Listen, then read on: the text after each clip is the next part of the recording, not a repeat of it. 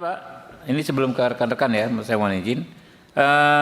Ini kan tadi dikatakan tidak kooperatif ketua dan pengurus.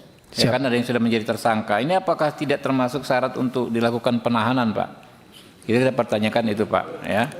Karena harus segera penahanan karena udah ada unsurnya nih, Pak. Saya tadi mau nanya, Bapak udah sebut sendiri. Siap. Terpenuhi unsur nih, ya. Siap. Yang kedua, Pak, saran saya ini saya belum dapat angkanya ya. Bapak itu sebisa mungkin sudah dapat dulu gambaran nih jumlah nasabah berapa yang menjadi korban, jumlah kerugian berapa, Pak. Nah, kita pengen tahu seperti apa gitu kan.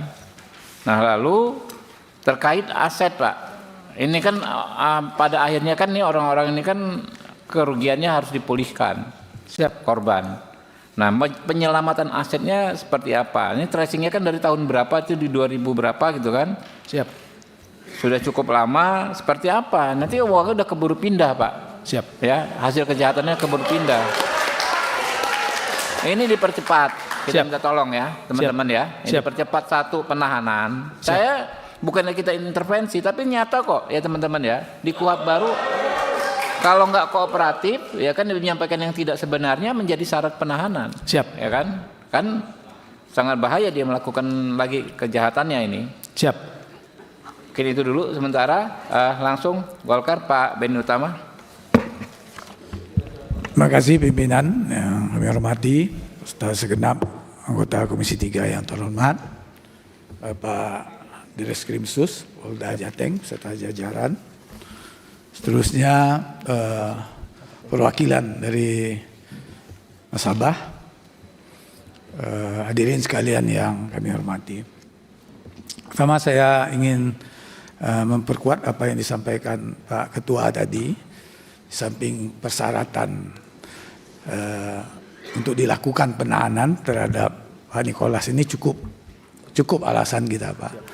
Di samping tidak kooperatif, kejahatannya ini masif, Pak. Ya, jumlah kerugiannya cukup besar, 3 triliun lebih.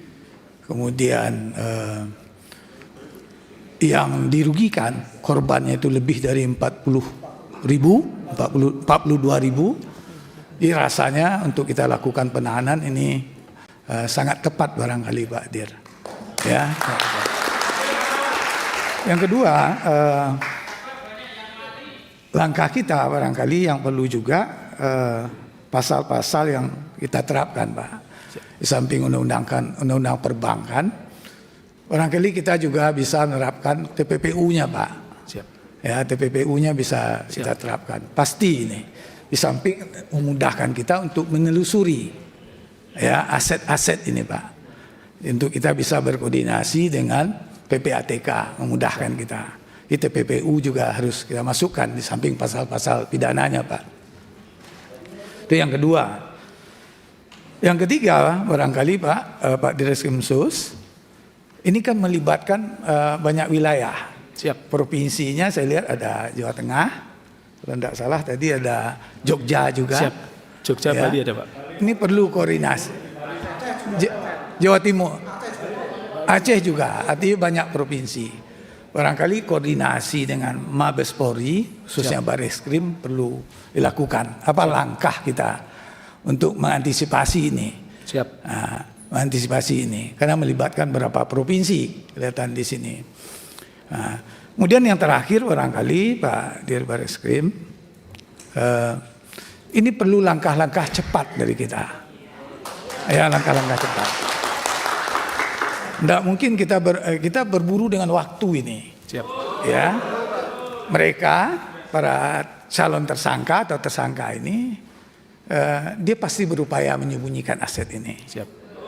Ya. Jadi langkah-langkah penyitaan dan lain sebagainya ini barangkali sepanjang sesuai prosedur dan aturan, barangkali ini perlu segera kita lakukan. Saya pikir begitu pimpinan. Terima kasih. Assalamualaikum warahmatullahi wabarakatuh. Benny Utama, Pak Adang Darjatun sebentar ya. Setelah itu puang ya. Terima kasih pimpinan dan anggota Komisi 3 dan Bapak-bapak dan perwakilan Polda. Menarik ya, dari timeline penyidikan.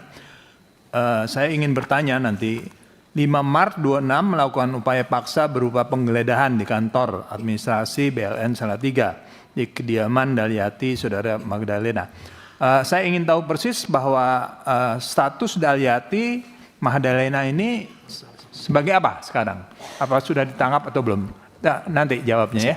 Nah, lalu yang kedua, bahwa kalau saya berangkat cukup dari yang terakhir saja ya, bahwa menarik gitu ya, bahwa disampaikan di dalam proses laporan dinyatakan bahwa penyidik Polda tengah sampai saat ini belum mendapatkan keterangan dari Kementerian Koperasi dan UMKM RI terkait dengan kegiatan koperasi. Saya ingin tanya, permasalahan apa ini yang menjadi mendasar dari permintaan ini sehingga penyidik tidak segera bisa menangkap, menahan atau apapun pelaku?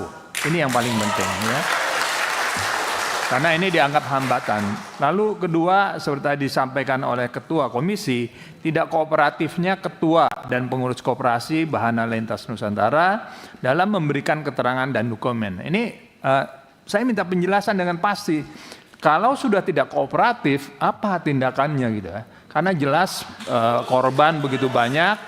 Nah, jadi sekali lagi saya minta pada kesimpulan sampai saat ini Krimsus Polda Tengah masih melakukan penyidikan terhadap ketua pengurus.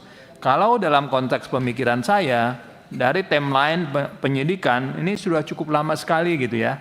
Jadi yang penting pengamanan aset ini yang paling penting ya. Jadi memang langkah-langkah yang cukup diperlukan kecepatan ini menentukan bagaimana aset-aset itu masih bisa kita ambil sehingga dapat dipergunakan untuk pengembalian dan sebagainya.